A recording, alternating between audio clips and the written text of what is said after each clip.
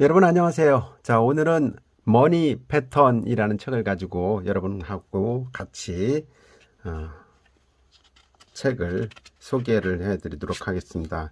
이 책의 저자 이요셉 씨는 제가 잘 아는 우리 강사인데 웃음 강의를 전국에서 제일 먼저 하신 분이죠. 부인은 이제 김채송화 님이시고 두 분이 다 저 심리학 박사이면서 강연을 하는 강사들입니다. 머니 패턴 코칭 센터의 공동 대표로 되어 있는데 이분이 지난번에 제가 충북의 청자 아카데미 강사로 섭외를 했더니 오셔가지고 저한테 이 책을 주셨어요. 그래서 이 소중한 책을 읽어보고 내용도 괜찮고 해서 여러분이 한번 소개를 드려보려고 합니다. 2019년 3월 25일 날 처음 발행을 했네요. 제가 받은 책이 벌써 6세로다가 6월 달에 나온 책이니까 작년 6월 벌써 10세 이상 나갔을 것 같으네요. 굉장히 많이 팔린 책 같습니다. 자, 프롤로그에는 항상 그 저자가 생각하는 의도를 담고 있죠. 이 책을 읽으면 어떤 도움이 된다. 이런 내용들. 여기에 이제 그런 얘기를 하고 있습니다. 기차가 가는 길을 선로라고 하죠. 예, 이 선로를 이탈하면은 기차는 어떻게 됩니까? 사고가 나겠죠. 네. 근데 우리 삶도 이와 비슷해가지고 우리가 가는 걸 이제 선로와 마찬가지로 패턴이라고 한다. 삶의 패턴이라고 한다. 이렇게 소개를 하고 있어요. 그래서 패턴은 고정되어 있고 특별하지 않다면 습관적으로 흐른다. 그래서 돈에 대한 생각, 당신이 돈을 버는 습관과 쓰는 습관을 좌우를 하는데 무의식 속에서 돈은 나쁜 거야. 난 돈 버는 재주가 없어. 라고 마음 깊이 생각하고 있다면 실제로 또 돈을 잘 벌지 못하거나 혹은 번다 해도 자기 손으로 돈이 빠져나가기 마련이다. 그래서 가난, 불행도 또한 패턴이다. 당신이 그 패턴에서 벗어날 수 있는 충분한 능력이 있다. 그래서 이 책을 통해서 당신이 지니고 있는 돈의 패턴, 즉 마니 패턴이 무엇인지 살펴보고 행복한 부자로 나갔으면 좋겠다. 이런 취지로 프롤로그 글을 썼습니다. 자, 이 책은 총 6장으로 되어 있는데요. 머니 패턴이 인생을 바꾼다라는 내용과 다음 두 번째는 부자 머니 패턴과 가난뱅이의 머니 패턴, 그리고 자신의 머니 패턴을 진단해 보도록 하고 있고 4장에서는 가난뱅이 머니 패턴을 거봐라. 마지막으로 이제 부를 창출하는 머니 패턴 3단계에 대해서 소개를 하고 있습니다. 제가 이제 밑줄 친 내용들이 있고 그래서 그런 내용을 위주로 해서 설명을 드려볼게요. 자, 패턴이란 무엇일까? 패턴은 사전적인 의미로는 일정한 형태나 양식 또는 유형, 이걸 패턴이라고 하는데 생각하는 것에도 행동하는 것에도 일종의 패턴이 있다. 두 가지 모두 기본 전제는 규칙적이고 반복적이고 고정적이라는 사실이다. 어떤 상황이 닥쳤을 때 비슷한 방식으로 생각하거나 행동하게 되는 것, 그것이 바로 이제 패턴이라는 얘기죠. 그래서 돈도 버는 패턴이 있다라는 얘기를 지금 하고 있는 거예요. 여기에는 사람도 패턴인데 패턴 진단하는 방식이 나와 있습니다. 그래서 보면은 머니 패턴이 피해자형 패턴이 있고 팔랑귀형, 질러형 패턴, 완벽형 패턴, 쟁취형 패턴 이렇게 나눠서 설명을 쭉 하고 있어요.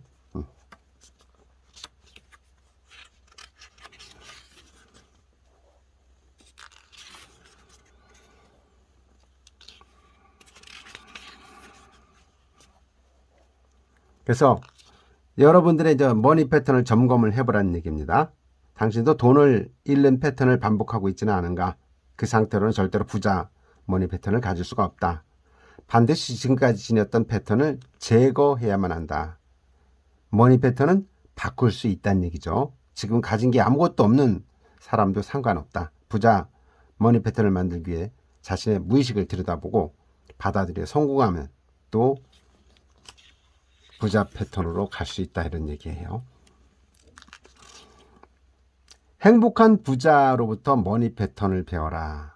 그래서 부자와 가난뱅이와는 돈에 대한 패턴이 다른데, 부자 패턴은 이런 습관들이 있다. 첫째는 부자는 지나간 나쁜 일은 빨리 잊어버린다. 예, 과거에 연연하지 않는다는 얘기죠. 예. 그 다음에 두 번째, 부자는 부자의 말에 귀 기울인다. 예, 산삼을 따려면 산삼밭에 가야 하는 것처럼 부자는 부자의 말에 귀를 기울인다는 얘기입니다. 자, 세 번째는 부자는 반드시 플랜 B를 세운다. 그래서 계획을 세워서 한다는 얘기입니다. 넷째, 부자는 가능성에 집중한다. 가능성에 집중한다. 이따금 사람들을 저렇게 만나다 보면요, 부정적인 사람이 있고 긍정적인 사람이 있어요. 근데 부정적인 사람 만나다 보면 괜히 짜증나고 그렇죠. 근데 긍정적인 사람을 보면 에너지가 느껴집니다. 그래서 부자는 가능성에 집중한다. 여러분들도 돈을 벌려면 가능성에 집중하라. 다섯째, 부자는 생각에만 머물지 않고 행동한다. 예, 그렇죠. Just do it. 행동하는 게 제일 중요하다는 얘기입니다. 여섯 번째, 부자는 종잣돈을 중요하게 여긴다. 그렇죠. 시드만이라고 그러죠. 일단은 돈을 일정한 금액 만들어서 그 시드마니가 있어야지 그걸 가지고 굴릴 수가 있는 거죠. 예, 그래서 이걸 시드마니, 종잣돈이라고 이렇게 얘기를 합니다. 그래서 돈을 버는 것이라고 생각만 했지 관리하는 거, 관리하고 늘리는 것이라는 생각을 전혀 못했었는데 나도 이제는 부자 머니 패턴 출발점에 서게 됐다. 되게 사람들이 그래요. 돈 벌어라, 돈 번다, 돈은 버는 것이다. 그런데 관리하고 늘리는 것이라고 생각하는 사람들은 별로 없다는 얘기죠. 이게 바로 부자의 패턴이다. 자, 가난뱅이 패턴, 머니 패턴을 버려라 이렇게 얘기를 했는데, 여기 보면 눈 내린 마당에 뿌려진 아버지의 월급 봉투에서 저자의 어릴 때 추억을 기록을 해놨습니다. 아버지가 교사였었고 월급은 굉장히 적었고 외벌이로 6남매 자식을 키웠는데 어머니하고 당연히 이제 월급 날마다 좀 말다툼을 하셨겠죠. 근데 초등학교 1학년 때 일어난 사건이 있는데 추운 겨울날 밤이었고 그날도 아버지와 어머니가 돈 때문에 다투셨다. 월급날이었던 것 같은데 노란 월급 봉투, 옛날에 월급 봉투 노란 봉투라고 그랬습니다. 돈이 너무 적다면서 어머니가 먼저 언성을 높이니까 화가 난 아버지가 월급을 창문 밖으로 확 내던지신 거예요. 전날 눈이 온 상태라 온 세상이 하얗게 변해 있는데 땅 위에 돈이 너벌너벌 날아다니니까 누나하고 둘이 가서 소중한 돈을 다 주워갖고 다시 온 거예요. 그러면서 돈이 없으면 무시받는구나, 돈 때문에 사람들이 싸우는구나, 이런 의식이 알게 모르게 각인이 됐고 그 이후부터는 돈에 대해서는 돈이 있으면 싸운다, 이런 생각 때문에 돈에 대해서 좋은 감정을 갖지 못했다는 얘기죠. 네. 그런 얘기를 하고 있습니다. 그래서 부자 머니 패턴으로 새롭게 태어나게 됐다는 얘기. 네. 미국의 유명 작가인 사티 거웨인의 깨어있는 삶으로의 안내에 나오는 이야기를 소개를 하고 있습니다. 돈은 상징이며 창조적인 에너지를 대변한다. 돈이 우리 인생에서 흐르는 방식은 우리 자신의 생명 에너지 흐름과 어느 정도 함께한다. 돈이 우리에게 어떻게 작용하는가는 우리가 생명 에너지를 어떻게 다루는가를 반영한다. 이렇게 소개를 하고 있습니다.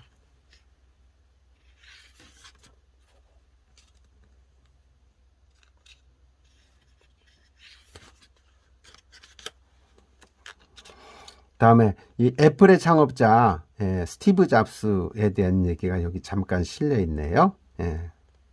스티브 잡스는 고전에서 제품 개발과 마케팅에 대한 아이디어를 얻곤 했는데 본인 스스로도 본인의 성공은 책 덕분이었다. 독서란 얘기죠. 내 창조의 원천은 대학 시절 고전 100권 읽기 프로그램을 통해 접한 고전들에 있다. 이것이 아이디어 창출에 결정적인 영향을 미쳤다. 이렇게 소개를 하고 있습니다. 홈쇼핑의 대표였던 어느 한 CEO도 그런 얘기를 했다는 거죠. 어떻게 성공을 했냐 했더니 부도가 난 후 힘들어서 고민하다가 안 되겠다 싶어서 다시 그 길로 도서관에 가서 부에 관한 책을 있는 대로 골랐답니다. 그래서 아침부터 밤늦게까지 부자들의 신념과 행동에 대한 책을 읽고 또 읽고 그러면서 살아가는 날에 대한 힘을 얻게 되었고, 근데 단순히 책을 읽는 데서 그치지 않고 그들의 습관, 부자들의 습관, 이것을 자기 자신의 것으로 만들기 위해 말과 행동을 바꿨고, 그런 변화를 통해서 재기의 기회를 잡을 수 있었다고 이렇게 얘기를 합니다. 그래서 가난뱅이 머니 패턴을 부자 머니 패턴으로 덮을 때 비로소 변화가 시작된다라고 이야기를 하고 있습니다. 자, 부자 머니 패턴은 무엇이고 가난뱅이 머니 패턴은 무엇일까요? 부를 만드는 부자 머니 패턴은 따로 있다. 로버트 키요사키가 쓴 부자 아빠 가난한 아빠에서 가난한 사람은 돈을 위해 일을 하는데 부자는 돈이 자신을 위해서 일하게 한다. 시스템을 갖추라는 얘기죠. 예, 그래서 시스템을 갖추는 게 중요하다는 얘기하고 있습니다. 이 책을 읽다가 제가 아주 생소한 단어를 발견했습니다. 부구열, 부구열. 부구열이 있고, 부자는 부구열이 있고 가치관이 분명하며 상상할 줄 알고 운이 좋다고 생각하며 기질을 잘 활용하는 데 비해 가난뱅이는 이와 반대다. 근데 부구열이 있다. 부를 연구하는 열정이 있다. 부구열이라고 표현했습니다. 부구열, 부구열. 예. 아주 재밌는 표현입니다. 부자 머니 패턴을 갖추려면 부를 연구하는 열정, 즉 부구열이 특히 필요하다. 열정이란 무엇인가? 여기에 대해서 지혜의 잭 웰치 회장은 열정이 부족한 천재보다 열정이 넘치는 평범한 인재를 택하겠다라고 얘기하면서 나는 열정 있는 직원을 선택하겠다고 그렇게 얘기를 하고 있습니다.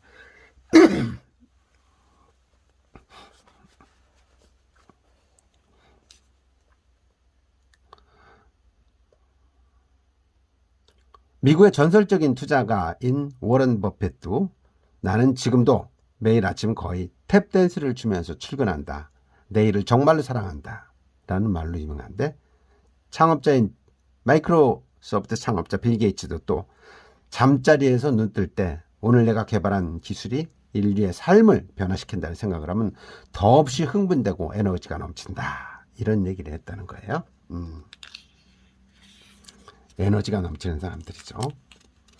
부구열을 테스트하는 진단 자료가 있으니까 이거 한번 테스트해 보시면 좋을 것 같고요. 거기에 따라서 부자 패턴과 가난뱅이 패턴 여러 가지 패턴들이 여기 쭉 소개하고 있습니다.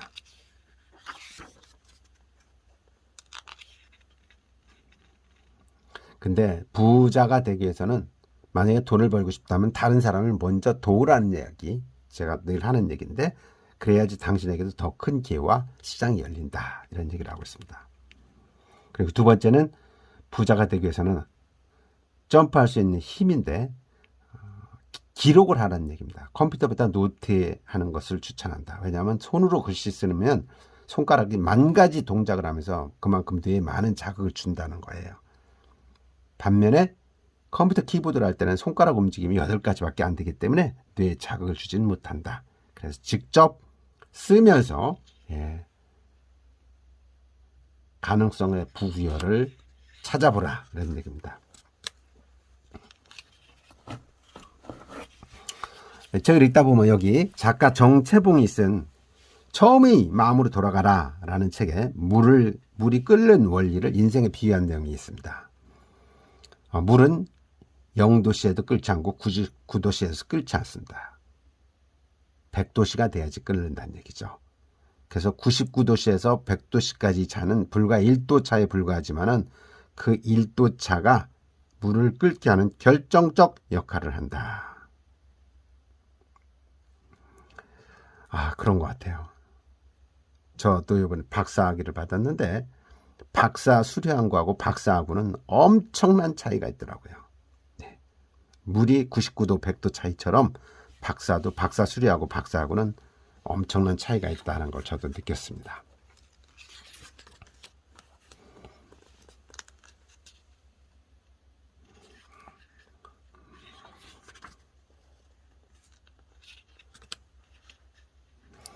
인생의 주인공은 나 자신이고 나를 위해서 관리하고 다스려야 할 도구 중 하나가 바로 돈이다. 우리네 부모님들이 자주 했던 말 중에 뱁새가 황새를 쫓아가다가는 다리가랭이가 찢어져 라고 그랬는데, 지나친 욕심을 부리지 말고 분수에 맞게 살라는 가르침이긴 했지만은 이 말 때문에 나는 돈에 대해서 굉장히 소극적인 생각을 해왔었다 라면서 그 의미를 좀, 부모님의 말씀이 꼭 옳은 건 아니다, 이런 이야기를 여기서 좀 하고 있습니다.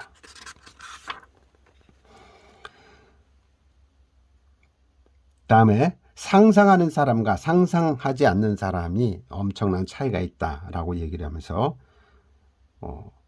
영국 옥스퍼드 대학교 심리학과 일레인 폭스 교수가 한 이야기를 언급을 하고 있습니다. 무슨 얘기냐면요, 뇌는 현실과 상상을 구분하지 못한다. 따라서 집중적이고 꾸준한 상상만으로 몸과 마음에 영향을 줄 수 있다. 여기 뇌는 현실과 상상을 구분하지 못한다, 이런 얘기 많이 합니다. 강의 시간에도 이런 게 많이 인용되고 있죠. 뇌가 현실과 상상을 구분하지 못하는 것, 바로 여러분들에게 소개를 하겠습니다. 그래서 지금 여러분들이 살구를 지금 깨물었습니다. 자, 어때요? 침이 나오죠? 여러분이 살구를 먹었습니까? 안 먹었습니까? 안 먹었죠? 그런데 상상만 하니까 침이 나오지 않습니까? 이것처럼 뇌는 현실과 상상을 구분하지 못하는 겁니다. 이렇게 얘기하면서, 그래서 뇌에게는 상상력을 줄 필요가 있다는 얘기를 많이 하죠. 정신과 의사인 데이비드 홉킨스 박사도 감정과 행동이 어떻게 움직이는지를 의식의 발길을 개념으로 설명을 했는데, 인간의 고통에 대해 연구한 그는 의식 수준을 1에서 1000까지 척도로 수치화하고 인간이 지닌 부정적, 긍정적 에너지가 어떤 결과를 가져오는지를 집대성을 했습니다. 여기 보면 데이비드 홉킨스의 의식 지도가 나오는데, 이 내용도 보면 도움이 많이 될 것 같습니다. 91쪽에서는 미국인 홀다 클룩스에 대한 이야기가 나오는데, 이 사람이 70세가 됐을 때 친구하고 얘기하면서 난 100살이 되기 전에 후지산을 오를 거야 라고 얘기를 했다는 거예요. 무슨 소리야?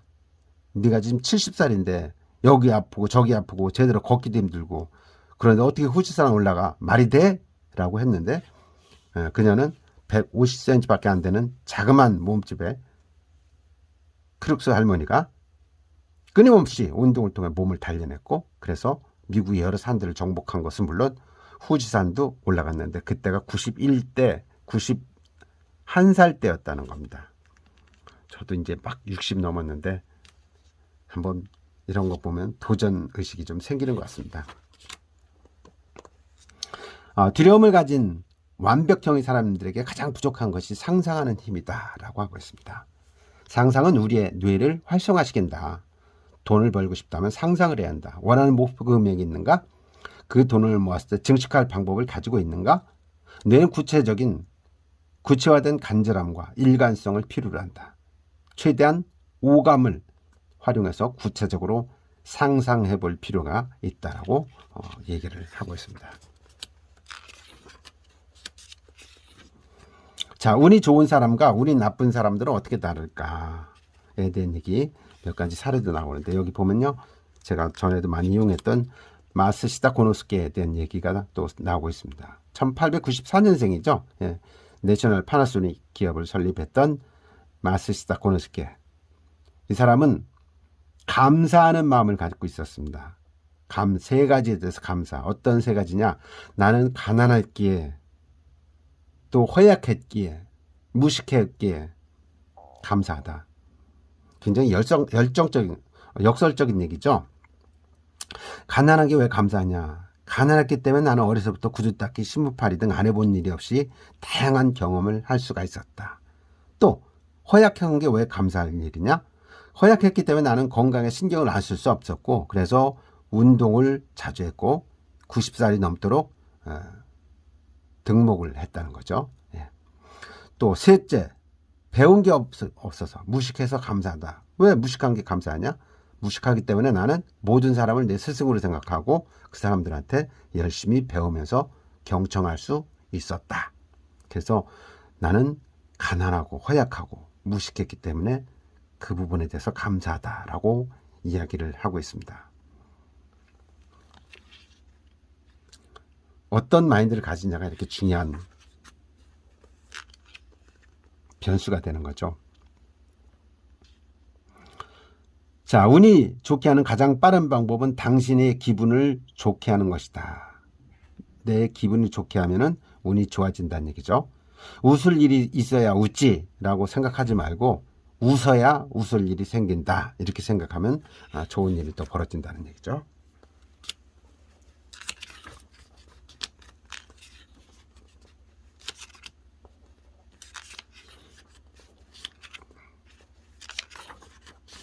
그다음에는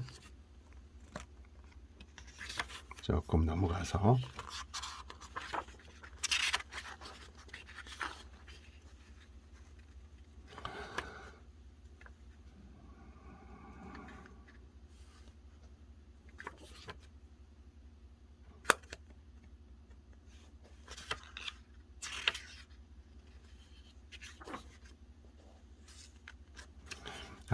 인생에서 돈까지 지배하는 무의식 감정이 있는데 세 가지가 있다는 겁니다. 첫 번째는 자신의 무의식 감정을 재경험을 할 필요가 있고, 두 번째는 금융 지식에 대해서 공부를 해야 된다는 거, 그리고 세 번째는 새로운 머니 패턴을 설정해야 한다고 이야기를 하고 있습니다. 네.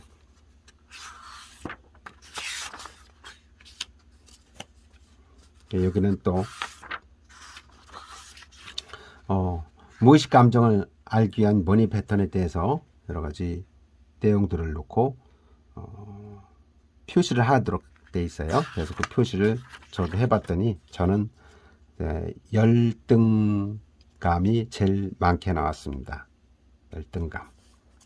열등감이 뭔가 제 나름대로 제 거는 찾아봤더니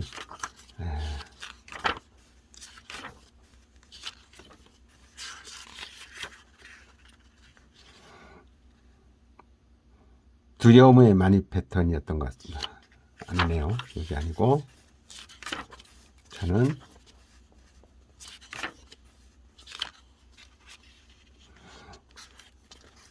피해자형입니다. 피해자형. 열등감.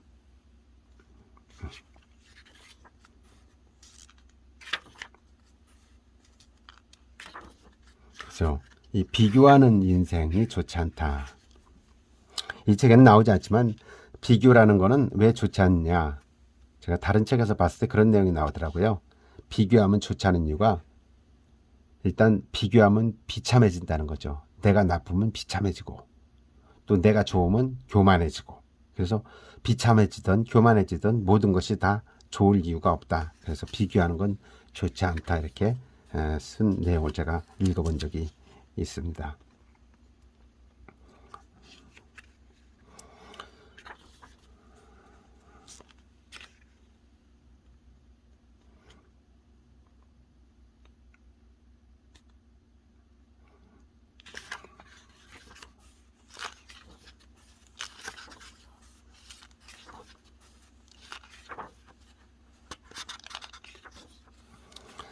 그 다음에 부모가 물려주는 최악의 가난뱅이 습관들 해서 이런 내용이 나옵니다. 첫째, 분세에 맞지 않게 과소비를 한다. 행복하지 않은 부모에게서 행복한 아이가 나올 수 없습니다. 그래서 어머니, 아버님이 가장 행복해야 합니다. 그것이 아이들에게 물려줄 정신적인 유산입니다. 이렇게 얘기했습니다. 부모의 최고 유산은 부모의 좋은 습관이다. 여러분은 어떤 좋은 습관을 갖고 계신가요? 저는 일주일에 한 권 책 보는 습관, 또 매일같이 만보 걷는 습관, 주말이면 산에 올라가는 습관, 또 일주일에 한 번씩 책을 읽고 이렇게 유튜브에 올리는 습관, 뭐 이런 좋은 습관들을 갖고 있습니다. 그러다 보니 그 좋은 습관이 저에게 좋은 일들을 자꾸 만들어줍니다. 요즘은 감사하는 습관을 들이기 위해서 하루에 3번, 3가지 감사하는 마음을 책에다 적어가고 있습니다. 그래서 감사하는 습관을 들이는 게 중요하다고 생각이 돼서 하고 있습니다.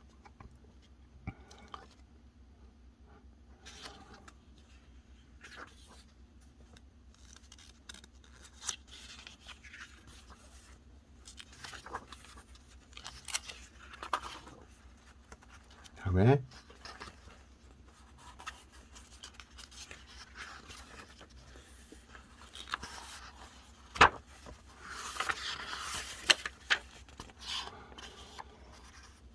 새로운 가치관을 세우는 방법에 대해서 세계적인 경영학자 피터 드러커가 인생에서 가장 중요한 일은 그가 13살 때 일어났는데 종교 과목을 가르치던 필리글리 신부가 학생들이 이렇게 물었다는 겁니다. 너희들은 죽은 후에 어떤 사람으로 기억되기를 바라니? 그렇죠. 죽은 후에 어떤 사람으로 기억되기를 바라니? 자, 이것은 삶의 가치관을 세우는 데도 큰 도움이 되는 것 같습니다. 그래서 가치관을 설정을 위한 3가지 질문이 있는데, 첫 번째는 당신은 어떤 핵심 가치로 살아갈 것인가?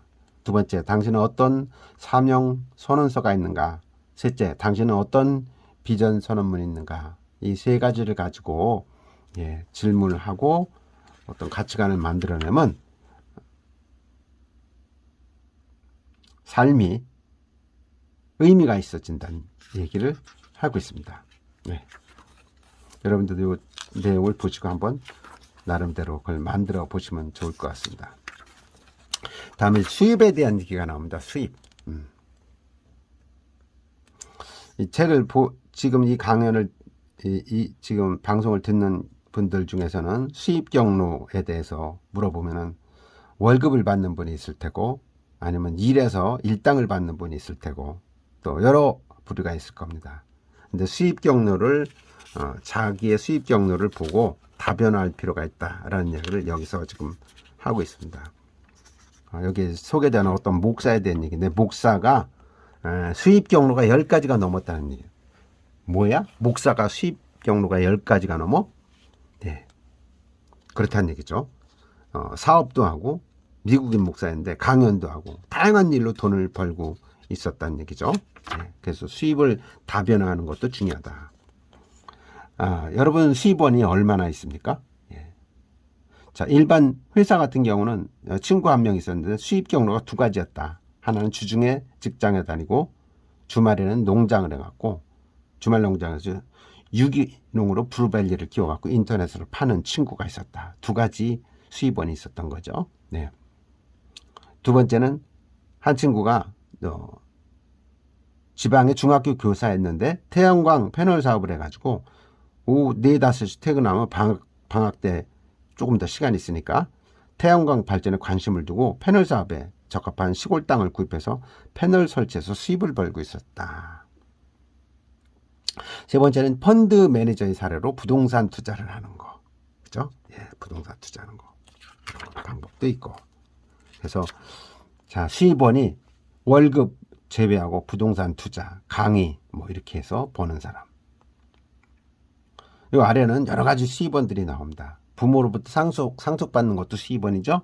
일자리를 통해 얻는 거, 사업을 통해서 얻는 거, 또 부동산 투자라는 거, 주식 투자하는 거, 책을 집필해서 인세를 받는 거, 강의를 해서 강의료를 받는 거, 지적 재산을 통해서 얻는 거, 금융을 통해서 얻는 거, 뭐 제가 또 써놓은 거지만 유튜브를 통해서 버는 거, 뭐 여러 가지가 있을 수 있습니다. 그래서 적어도 3개 이상의 수입이 들어올 수 있는 경로를 만드는 것이 중요하다. 이렇게 소개를 하고 있습니다.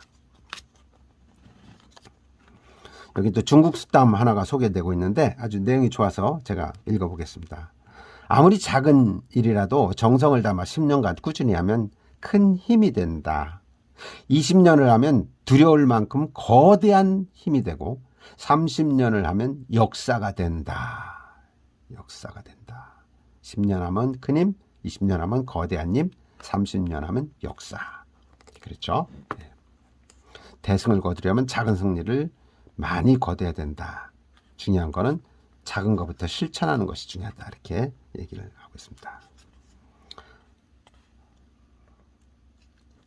자, 돈은 이제 생각에서 나온다.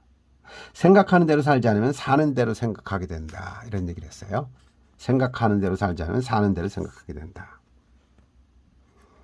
자, 이 책을 쓴 이요셉 작가는 1997년에 국내 최초로 웃음 치료를 시작했는데 당연히 남들한테는 생소한 분야여가지고 무슨 연구한다고? 정말이요?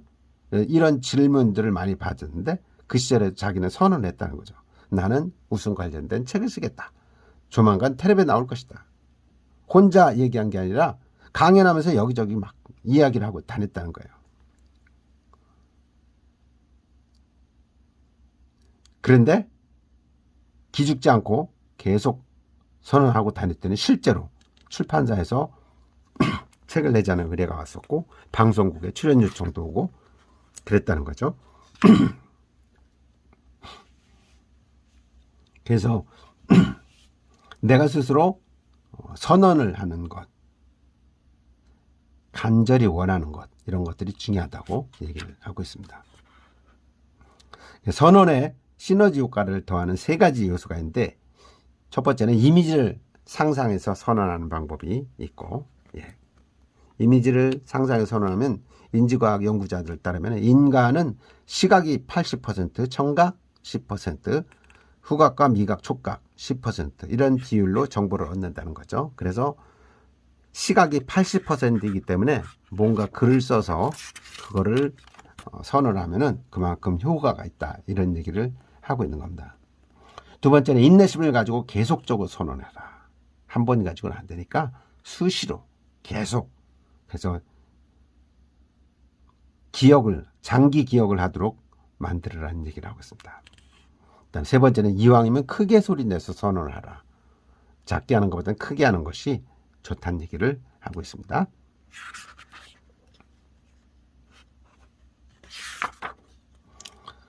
자, 여기 나온 내용은 글이 재밌어서 읽어볼게요. 내 안에 충분한 사랑이 있기에 나눌 수 있고, 열정이 있기에 누군가를 도와줄 수 있고, 섬세함이 있기에 남의 실수를 해결할 수 있고, 힘이 있기에 공동체를 지향할 수 있다. 얼마든지 당신은 건강한 무의식 감정을 가질 수 있다.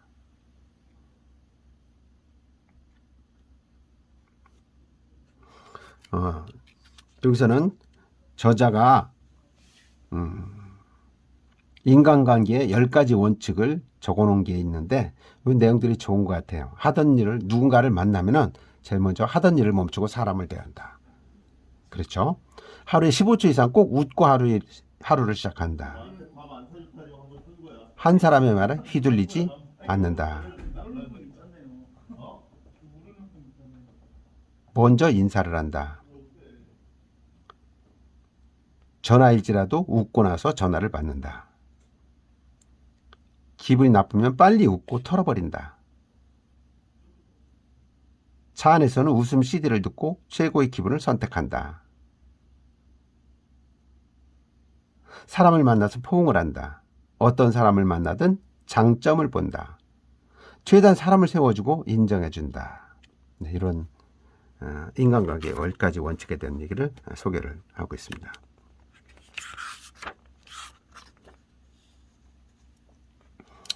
자, 돈 버는 행동을 배우라. 세상에 두 종류의 사람인데 돈에 지배를 받는 사람과 돈을 지배하는 사람이다.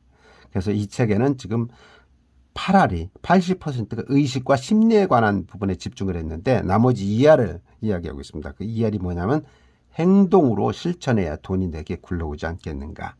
행동으로 실천하라 라는 얘기를 하고 있습니다. 그래서 목표를 정하기에 질문을 하라는 얘기죠. 올해 당신은 얼마 벌고 싶은가? 그것을 가능하게 할 상품과 서비스는 무엇인가?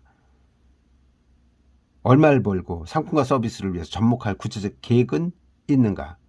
도움을 청할 사람이 있는가? 이런 거를 알아보고 질문하고 목표를 정하라는 얘기죠.